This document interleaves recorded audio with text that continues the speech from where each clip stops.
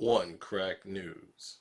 For so many unarmed black and brown human beings all across America, this verdict today is for them. Everybody can raise their hand. This verdict is for them. This verdict is for them. We, the jury, unanimously find the defendant, Amber Guyger, guilty of murder as charged in the indictment. Justice sometimes can feel elusive for mothers of black men, but for Bothan Jean, her arms outstretched to the God she had prayed to on this day, justice had come. Amber Guyger, the former Dallas police officer who killed Bothan Jean's son Botham in his own apartment, was unanimously convicted of murder. For his still mourning family and the joyous onlookers, this conviction represents something greater. This verdict is for Trayvon Martin. It's for Michael Brown. It's for Sandra Bland. It's for Tamir Rice. It's for Eric Gardner. It's for Antoine Rose. Today's victory gives a sense of hope and possibility and justice to the many people who were killed by the state and did not get any form of justice. The verdict marking the climax of a case that's captivated the nation for more than a year. The breaking headline out of Dallas at this hour. A police chief there calls this a very unique case. Fueling a national conversation about race, police transparency, and one officer's use of deadly force. Last September, Amber Guyger, who'd been a police officer for 4 years, was returning home after a 13-and-a-half-hour shift. It was around 10 p.m. She lived in apartment 1378 on the 3rd floor. Directly above her in 1478 was Bothan Jean's apartment. The St. Lucia native described by his friends and family as a ray of sunshine. Botham had a love for everything and everyone. So I just want the message of love to permeate throughout this whole process. Jean was an accountant and an active member of the Pearland West Church of Christ.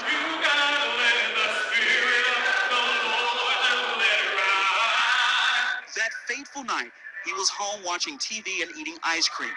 Guyger entered his apartment, saying she thought it was her own. She shot Botham, killing him in his own living room. This one stretched the imaginations and the goodwill of even the most generous supporters of the police. The idea that someone could walk into an apartment that's not theirs, to somehow convince yourself that that person is in your house committing a crime, and your option is not to back out of the house, but to shoot and kill them. All those factors were incredibly hard to stomach. Today's guilty verdict flies in the face of national trends surrounding police killings. 106 non-federal law enforcement officers have been arrested in connection with fatal on-duty shootings since 2005. Only 4 convicted of murder. Experts say there's less data on off-duty shootings such as Guyger's, which could be even more concerning. But in Dallas, some believe the tide is shifting. Guyger is the 3rd Dallas area police officer to be convicted of murder in recent years. Dallas is far from perfect, but they are showing what is possible when an institution commits itself to justice. Ladies and gentlemen, you have free innocent men.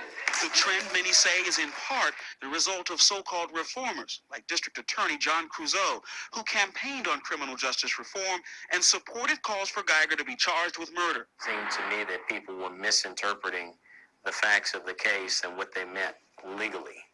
And so this issue of manslaughter, that it was manslaughter, I wrote, no, this is more appropriately a murder case based on the facts as reported. Karceno made headlines early on in his tenure, dismissing more than 1,000 low-level drug cases during his first 3 months in office, before backing a bill requiring police to turn over all of their evidence. The DA running on this platform of them going to prosecute police officers more and more definitely showed that the community is looking for this and the DA's office is listening. During the trial, Guyger testified in front of a diverse jury, 8 women and 4 men. Most are people of color, with 5 African-American jurors. She told the jury that she accidentally parked on the 4th floor and walked in. When she got to the door, she says she put the key in and it just opened.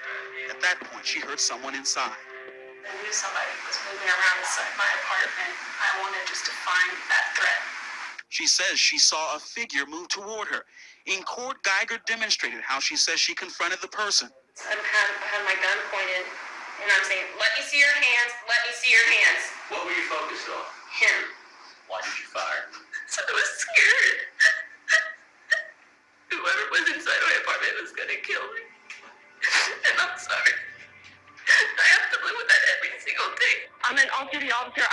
my apartment, and I shot a guy thinking it was my apartment. Guyger's 911 call introduced as critical evidence. Okay, we have help on the way. I know, but I'm gonna lose my job. I thought it was my apartment. The Dallas County DA's goal, pointing out contradictions in Guyger's behavior, beginning with why she went into the apartment despite hearing noise inside. You could have called for help on your radio, and you could have had the cavalry there in 2 minutes. I could have. You could have had SWAT mobilized. They could have. And had you done any one of those things, Mr. Jean would probably be alive today. Right? Yes, sir. Defense attorney Brian Buckmeyer saying this was telling. When we look at the verdict that was given, murder, not manslaughter, it's obvious that the jury here believed that in opening the door, pushing forward, and knowing that there were sounds, someone inside, that her actions inside that home were intentional and not reckless. Therefore, that was murder. When you aimed and pulled the trigger at Mr. Jean, shooting him in center mass exactly where you are trained, you intended to kill Mr. Jean. I did. When your client is asked, did you intend to kill the person, the answer should be, no. I intended to defend myself. Now, with Amber Guyger taking the stand and saying my intention was to kill him, it kind of negates the whole, but weren't you trying to defend yourself? Last week, prosecutors played the chilling body cam footage. This from Guyger's fellow officers scrambling to reach the 4th floor of the Southside Flats.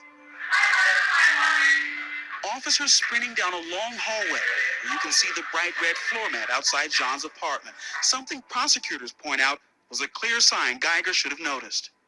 You don't have a floor mat in front of your apartment, do you? I do not.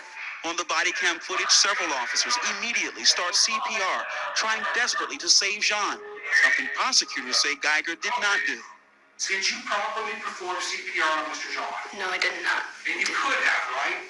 I tried to do a little CPR. Why would you try and do a little CPR on a man who's died who needs your full attention?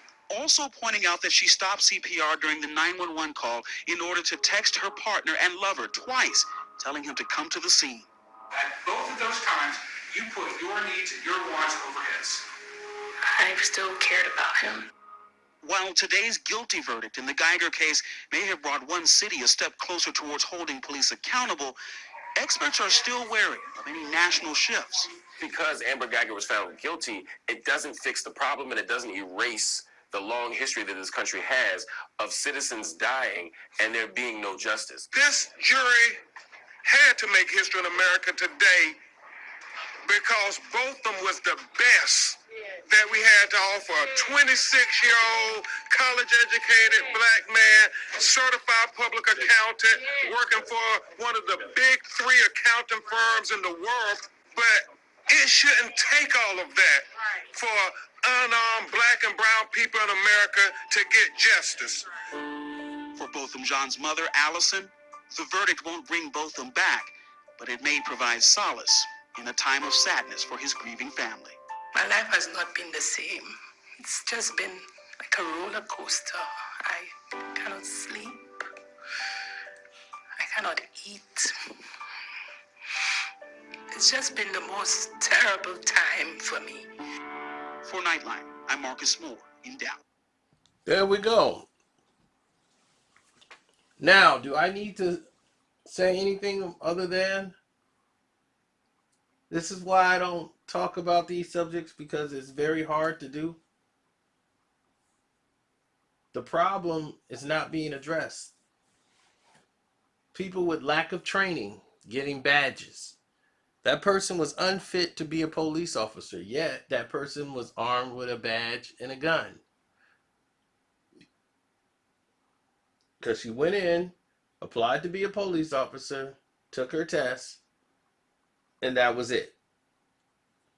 She was not fit to be out there on the streets, period. She didn't care about anybody else but herself. She made a mistake. She went in the wrong house. I believe that. She didn't go in there to murder him. She went in there, and when she did shoot, her actions and everything that led up to her breaking and entering in someone's house and then killing them her lack of empathy, lack of concern about the actual person, it was all about her. I'm going to lose my job. Oh, I'm in the wrong house. Oh, me. Well, that person that you just broke in their home and basically murdered them, they're dying. And you're not even trying to help. And that's why the jury had no problems with saying you're guilty.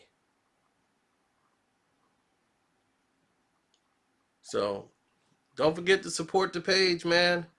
Hit me up on the Cash App. My name's Karceno, Karceno.